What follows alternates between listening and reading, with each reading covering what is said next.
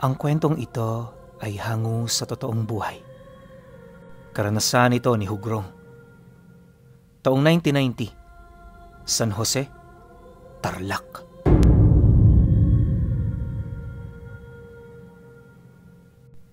Hindi napapabilang sa modernong mundo itong si Hugrong. Normal man kung titingnan, matagal na panahon na siyang namumuhay kasama ang mga pangkaraniwan. Hindi siya isang malalakbay ng panahon, bagkus isa siyang taong nakamit ang kaunlaran ng pagiging mortal. Nagkaroon siya ng isang butil ng pananampalataya, kaya nagkaroon siya ng kakayahang makapaglakbay sa mga dimensyon at iba't ibang mundong nahahanay sa kaharian ng mga tao. Anya, ang buhay ng isang tao, kagaya ng panaginip, merong katapusan at bangungot na pinagdadaanan. Marami sa atin ang hindi na nagigising hanggang kamatayan, na siya namang ikinalulungkot ng mga katulad niyang nagkaroon ng kamalayan. Dagdag pa niya na, nilikha ang ganitong mundo para paglakbayin ng mga kaluluwa upang palakasin sila sa paglipas ng mga panahon. Naniniwala siyang hindi magtatapos ang paglalakbay ng isang tao hanggat hindi niya natututunan ang pinakamahalagang aral ng buhay. Hindi na mahalaga kung ilang daang taon ang gugugulin niya para lamang matutunan ito.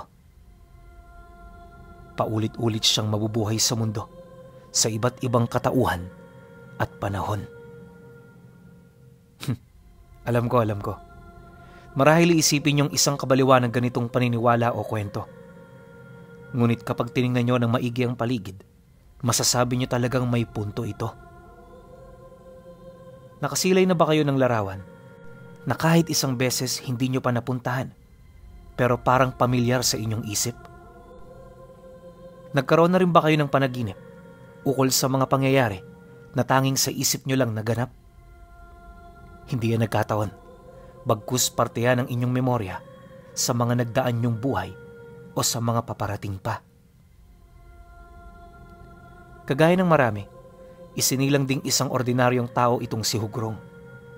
Ngunit sa mura niyang edad, nakitaan siya ng kakaiba ng mga magulang niya. Sa hindi malamang dahilan, 4 anyos pa lang siya, pero nakakapagsalita na siya ng dire-diretso. May mga sinasabi rin siyang bagay sa mga magulang niya na hindi naman maunawaan ng mga ito. Hanggang sa pagtanda ni Hugrong, marami siyang naging katanungan sa kanyang sarili. Walang araw na hindi niya tinatanong ang kanyang wisyo ukol sa kung sino siya at bakit siya nilikha.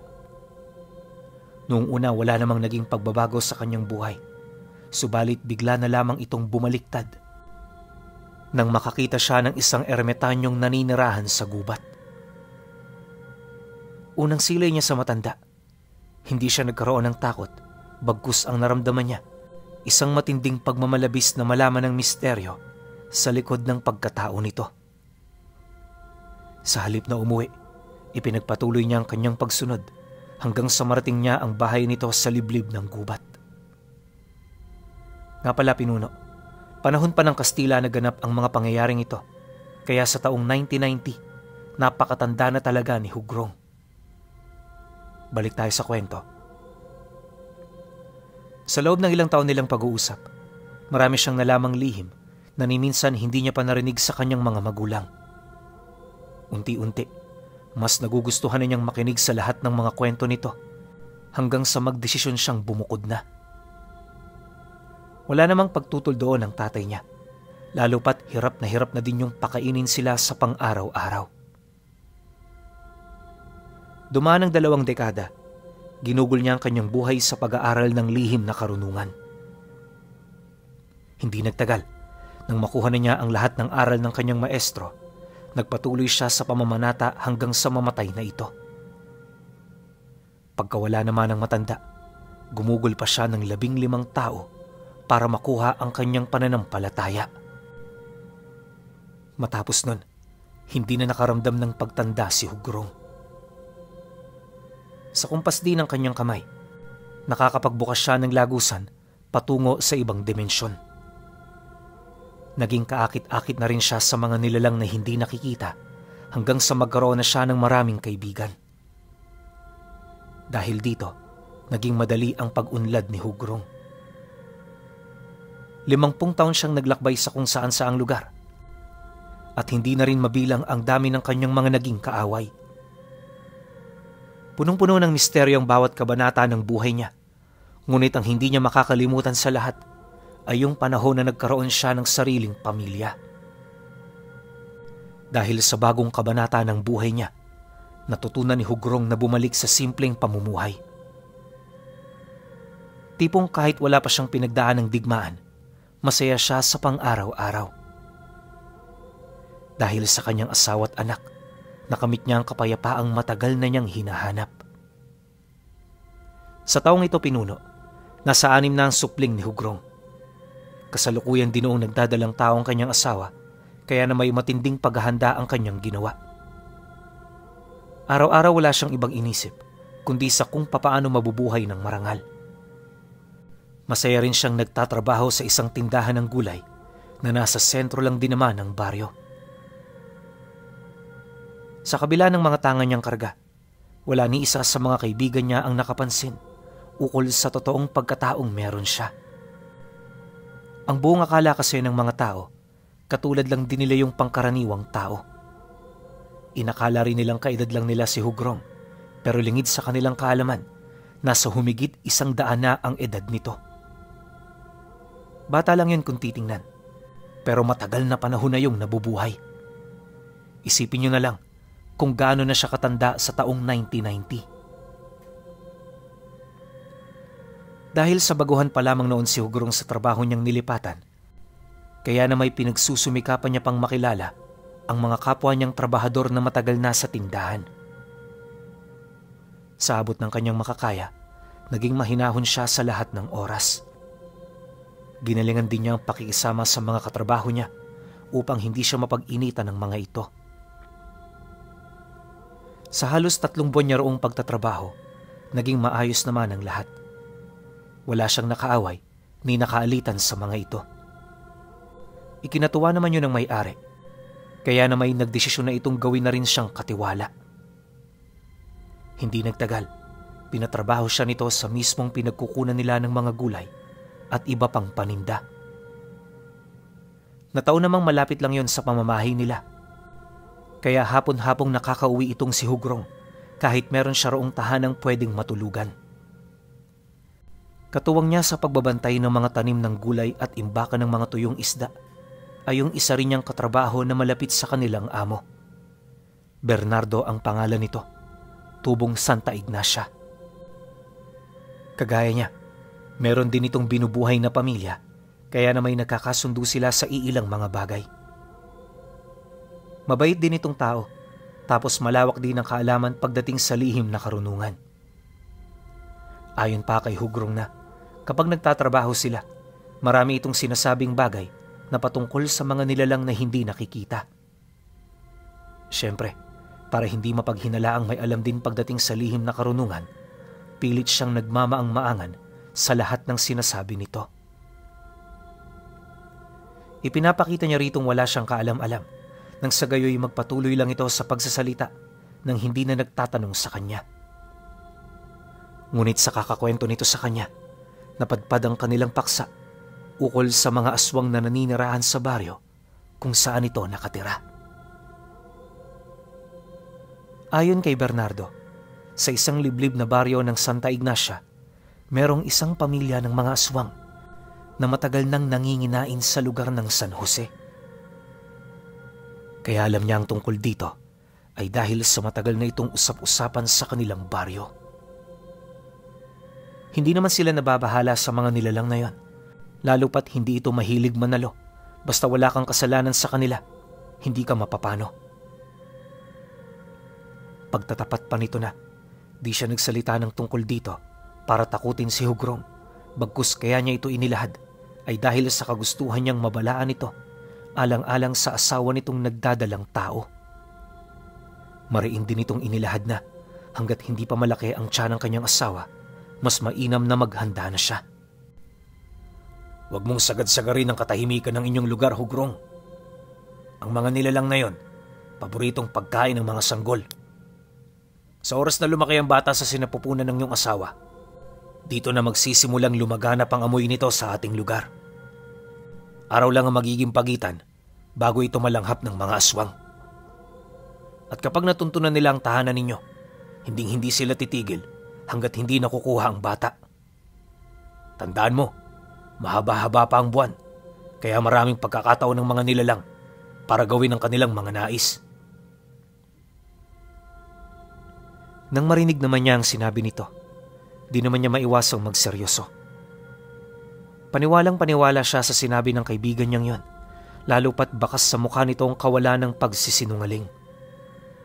Alam din niyang nagsasabi ito ng totoo.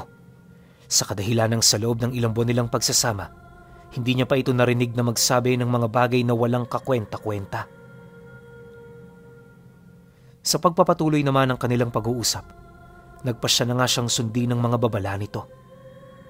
Bagaman alam niyang ikakabulgar ito ng kanyang sikreto, pinili niyang iligtas ang kanyang mga anak. Sa mga sandaling yun kasi pinuno, tanging ito lamang ang may halaga para sa kanya. Dumaan pa ang mga araw, matyagang nangalap si Hugrong ng mga pangontra. Taliwas sa mga bigay ng albularyo, hindi siya kumalap ng mga dahon at kung ano-ano pang sangkap. Sa halip ang pinagkukuha niya, mga uri ng kahoy na alam niyang nagbibigay ng malakas na pangontra laban sa mga aswang. Halos ilang araw niya rin itong pinagpagurang kunin hanggang sa malikom na niya ang lahat ng mga kailangan. Para naman mas maging mabisa ito, hinaluan niya ito ng papel na inihipan niya ng dasal. Inilagay niya rin ito sa isang maliit na garapon kasama ang langis na nakuha niya sa banal na tubig sa mundo ng mga engkanto. Naglagay din siya doon ng 2 bato-omong puti bago niya ito pausukan ng 3 gabi sa pinaglulutuan nila. Matapos ang proseso, ginawa niya itong habak ng kanyang asawa. Yun lang ang binigay niya rito, subalit sapat na ito upang magkaroon ito ng hindi mabasag-basag na pangontra. Maliban din sa bagay na yan, wala na siyang inilagay na kung ano-anong abubot sa mga parte ng bahay nila. Alam naman niya kasing sapat na ito, gawa ng marami ng pagkakatawan na nasubukan niya ang gamit na yon. Pagtungtong naman ng 5 buwan ng tiyan ng asawa niya, unti-unti na niyang napapansin ang tila bang pagiging aligaga ni Bernardo kapag kasama niya ito sa trabaho. Hindi niya mawari kung ano nangyayari pero kapag sinusubukan niya itong kausapin, halos hindi ito makapagsalita. Nararamdaman na rin niyang umiiwas ito sa kanya, kaya na may nagdesisyon siyang kumprontahin na ito. Isang hapon, bago siya umuwi sa bahay nila, nadatnan niyang tulala itong nakaupo sa labas ng kanilang tinutuluyan. Pagsilay naman niya rito, pasimple niya itong nilapitan habang tinatanong ng, "Ilang araw ka nang ganyan? May problema ka ba? Huwag kang mahiya. Malay mo may maitulong ako." Nang marinig naman ni Bernardo ang kanyang sinabi, hindi niya ito nakitaan ng anumang pagnanais nito na sumagot. Sa halip nagpatuloy lang ito sa kanyang ginagawa hanggang sa dumating ang puntong napasilay na ito sa kanya. Maya-maya pa, nanginginig naman itong nagwika ukol sa kasalukuyang nangyayari. Ayon kay Bernardo, kumilos na ang mga nilalang patungong San Jose. Lahat ng mga nagtatrabaho rito, kasalukuyan ang kinubkob ang pamilya ng mga nilalang. Nangako naman yung hindi nila ito sasaktan, ngunit kapag may nangialam na kahit isa sa kanilang pamilya, lilipulin nila ito at ipapakain sa mga alaga nilang sigbing. Dagdag pa ni Bernardo na natatakot siya para sa kaligtasan ng mga kamag-anak niya, ngunit hindi kaya ng kanyang konsensya na basta-bastang pabayaan na lang itong si Hugrong. Aminado kasi itong naging mabait siya rito, kaya wala itong rason na basta-basta na lang nitong talikuran ang kanilang pagsasama kahit alam nitong may magagawa siya. Pagtatapat pa niya na may posibilidad na malaman ito ng mga nilalang, kaya nakahanda na rin siya sa mga mangyayari. Matapos naman itong marinig ni Hugrong, humanga siya sa naging katapangan ni Bernardo na magsalita. Ito rin ang naging daan upang ipagtapat niya kung sino ba talaga siya. Noong una hindi pa ito naniniwala, subalit minabuti naman niyang hayaan lang ito. Imbis di na umuwi siya noong araw na yon, nagdesisyon siyang samahan ito patungo sa bahay nito sa Santa Ignacia. Nang marinig naman ito ni Bernardo, agad naman siya nitong inabisuhang umuwi na. Ayon dito, hindi ligtas na iwan ang kanyang asawa at mga anak sa ganoong panahon. Dagdag pa nito na malayo-layo ang kanilang lugar, kaya aabutin ng isang buong araw bago nila ito marating. Ngunit nang marinig naman ito ni Hugrong, hindi siya nito nakumbinsi. Sa halip di na mag-alangan, mas lalo pa niya ritong ipinangalandakan ang kanyang nais hanggang sa wala na rin itong nagawa kundi ang sumang-ayon sa kanya. Kahit papasapit na ang dapit hapon, mabilis nilang tinahak ang daan hanggang sa makalayo na sila sa baryo. Pagdating naman nila sa masukal na kalsada na nagdudugtong patungong San Ignacia, dito na nagkaroon ng mas maraming tanong ang kaibigan niya sa kanya. Kahit kasi marami na silang mga pinag-usapan, sadyang hindi pa rin ito makapaniwala ukol sa kanyang totoong pagkatao. Dagdag pa nito na siguraduhin niya lang na nagsasabi siya ng totoo dahil kung nagkataong nagsisinungaling siya, pareho lang silang mamamatay.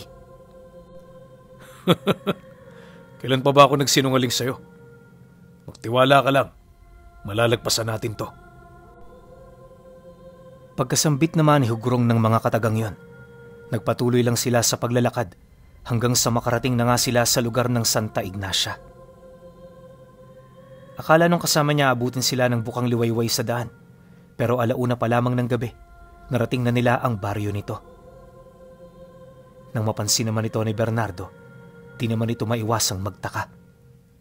Pakiramdam kasi nito, napakabilis ng kanilang naging paglakad. Ang mas nakakagulat pa sa lahat, 5 beses silang nagpahinga sa daan.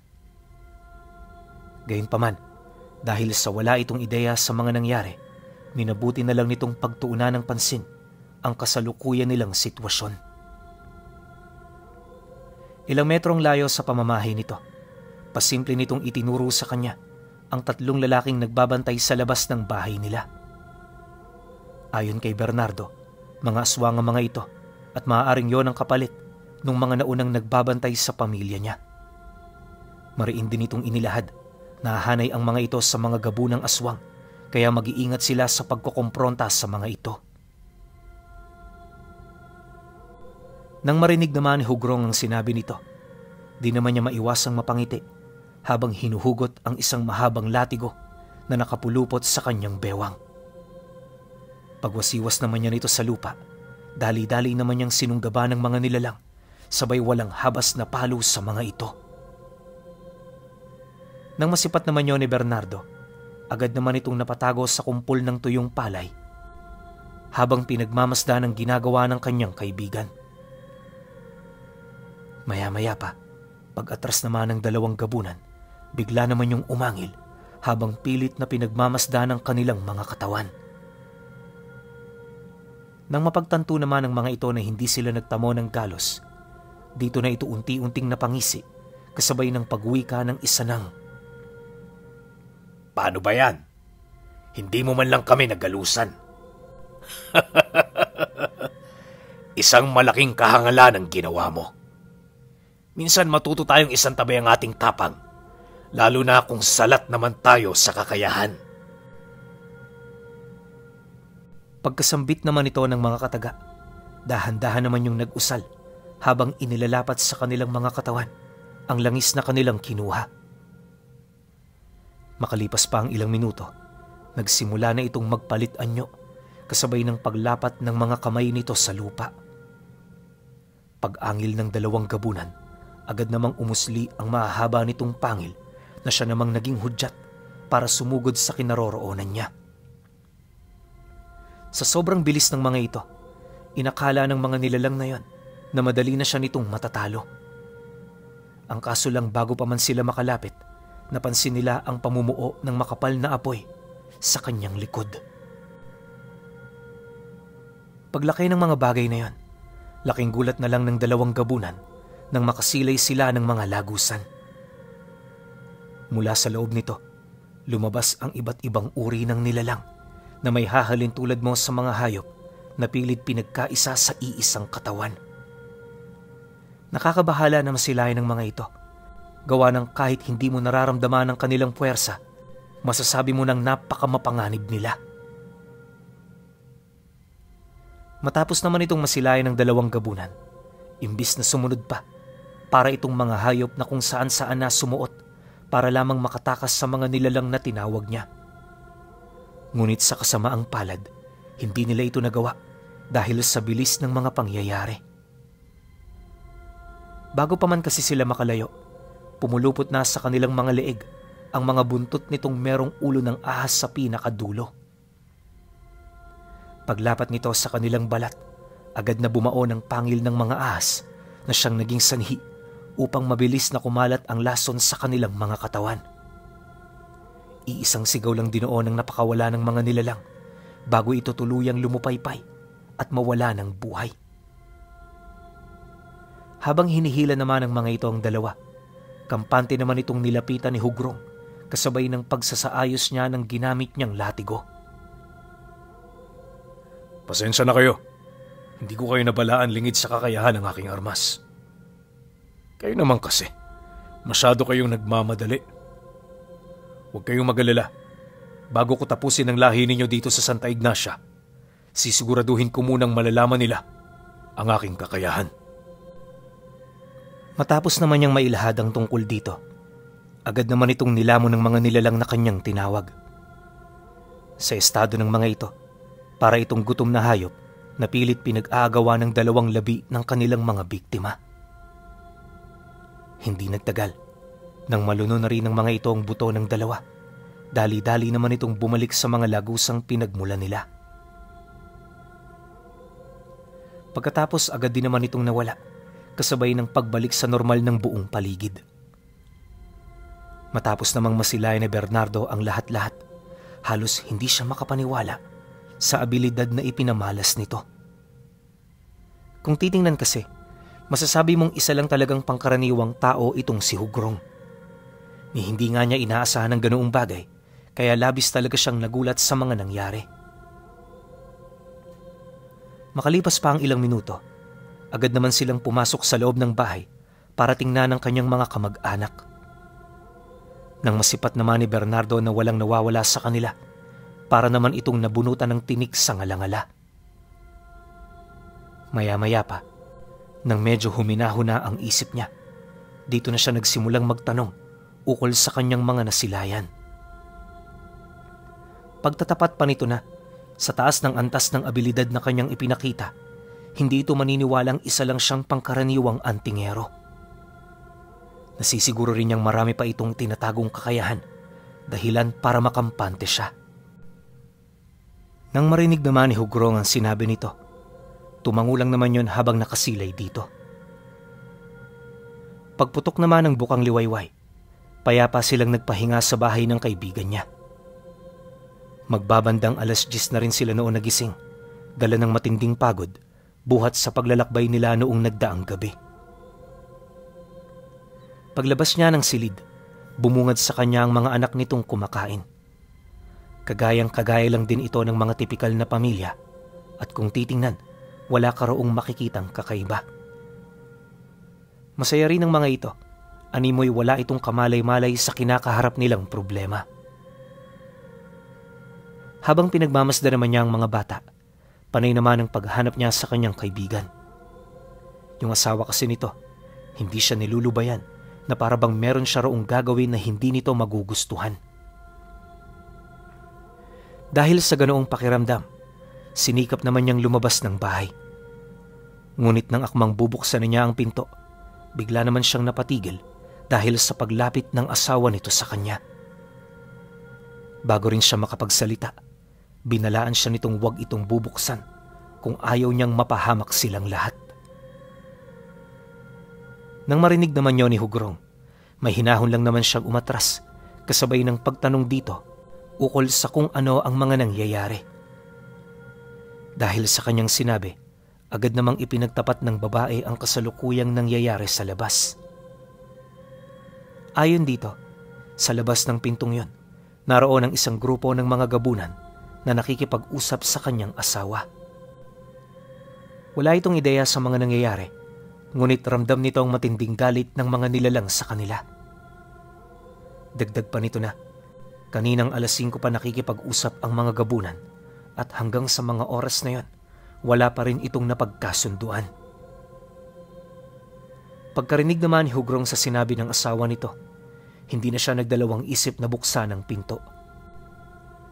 Bago rin siya tumungtong sa bakuran ng bahay, unti-unti na niyang inialis ang sabulag na bumabalot sa kanyang katawan.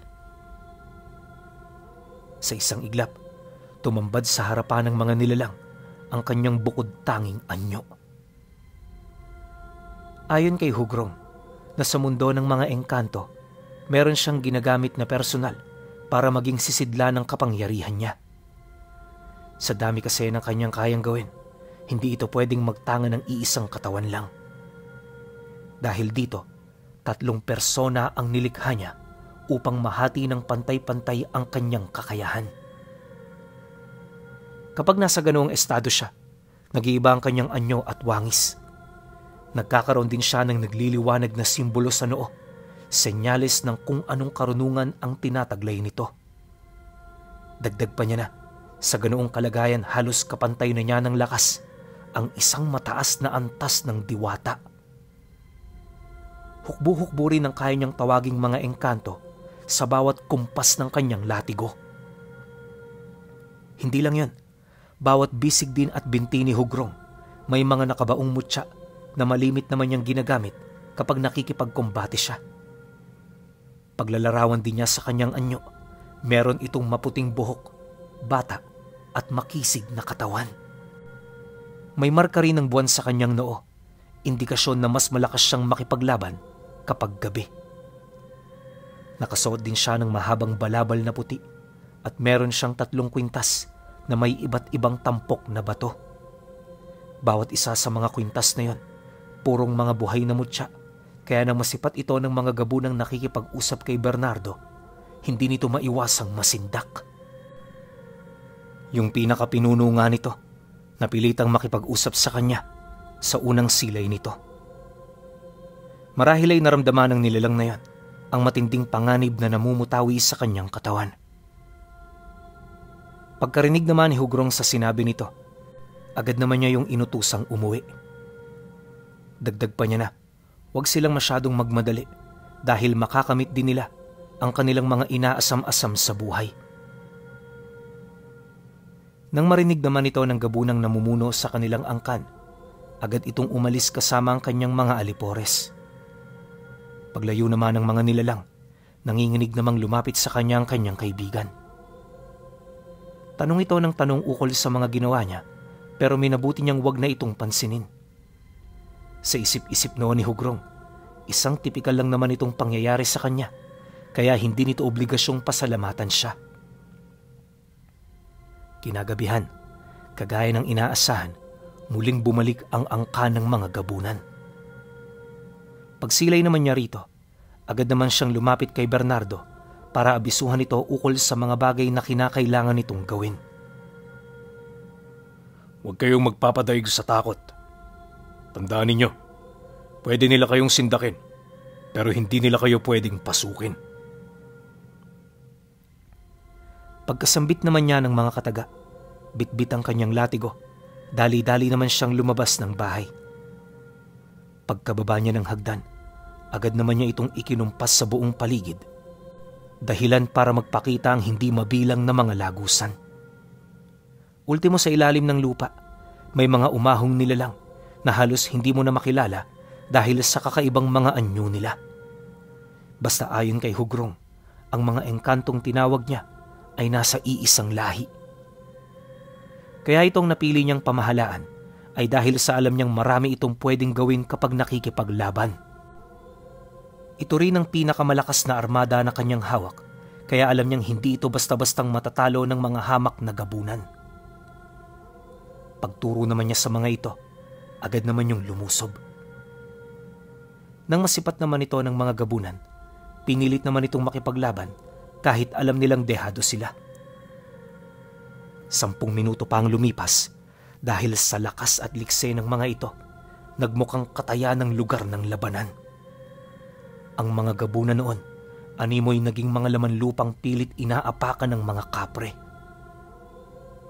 Maraming taktika na rin silang ginawa pero sadyang hindi nila kinakaya ang mga nilalang na binubuo ng maraming anyo. Maliban din sa mga buntot nitong may ulo ng ahas, meron din itong kakayahang gumamit ng mga elemento. Sa bawat padyak ng mga paa nito, nakakapaglikha ito ng tinik mula sa ilalim ng lupa. Yon ang malimit pumatay sa mga gabunan, lalo na't kahit walang lupa, kaya nilang gumawa ng tinik gamit ang hangin. Sa sobrang dami ng mga ito, madali nilang napangibabawan ang lahat ng angkan. Matapos naman itong malipol ni Hugrong, pumasok siya sa loob ng bahay na parang walang nangyari. Kinabukasan, bumalik siya sa kanila at sa loob pa ng 1 linggo, nilipol na rin niya ang mga karatig angkan na nakatira sa mga malalapit na baryo. Dahil sa ginawa niya, unti-unti na siyang nakilala ng mga albularyo. Ayon nga kay Bernardo Pinuno, kapag pumupunta siya sa tahanan ni Ugrong, marami siyang napapansing mga anino na animoy nagmamasid sa kanya. Bagaman wala siyang nakikita, alam niyang parte ito ng kapangyarihan na tinatawag nilang 3 persona ng kapangyarihan ni Hugrong.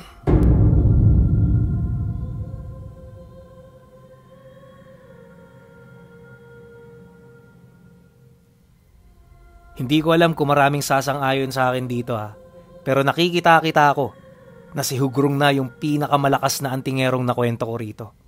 3 persona, naglalakbay sa iba't ibang dimensyon. Pero syempre, yung mga iniidolo nating mga antingero, may kanya-kanyang espesyal din yan sa kanilang mga pagkatao. Lalo na yung babaeng taga Siraway. Di na nga natin natuloy